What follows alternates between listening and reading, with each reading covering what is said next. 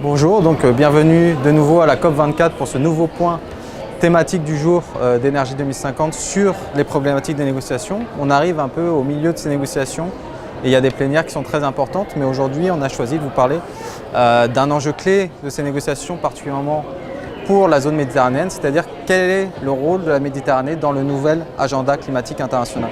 La Méditerranée, c'est un espace très diversifié. Vous avez au nord des pays assez développés, pour lequel les enjeux sont très différents des pays du Sud, qui connaissent, eux, une croissance démographique, urbaine et économique également, très élevée, pour certains sans précédent dans l'histoire récente des civilisations. Et donc, pourquoi je vous parle de la Méditerranée? Parce que la Méditerranée, finalement, ça a été identifié par les rapports scientifiques comme un des 25 points chauds du changement climatique, donc parmi les points les plus vulnérables aux impacts du changement climatique.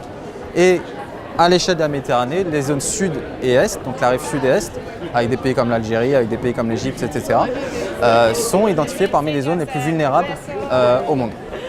Et la Méditerranée, si vous voulez, elle est contributrice aux émissions de gaz à effet de serre à hauteur de 7, 8, 9% des émissions globales, mais l'essentiel de ces émissions de la Méditerranée provient des pays du Nord, qui sont pourtant les moins vulnérables aux effets de ce dérèglement du climat.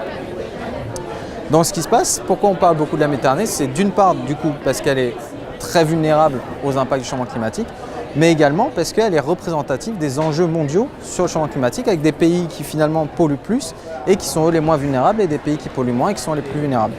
Donc l'idée, c'est que les Méditerranées représentent bien cet enjeu clé des négociations, avec une solidarité à mettre en place entre les pays industrialisés et les pays du Sud, avec des problématiques différenciées.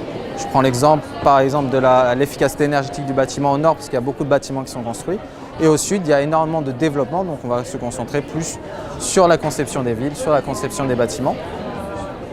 Et dans les négociations, donc c'est pour que vous représentiez un peu ce qui se passe dans les négociations, c'est qu'il y a vraiment ces enjeux de financement, d'aspect technologique, de transfert de technologie, de renforcement des compétences qui rentrent en jeu.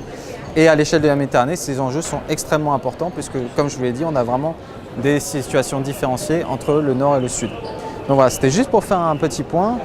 On a publié avec le FEMIS, l'Institut de la Méditerranée, un rapport sur ces enjeux-là en mai dernier. Je vous invite à le lire pour en savoir plus et je vous dis à la prochaine fois pour un nouveau point thématique d'énergie 2050. Merci.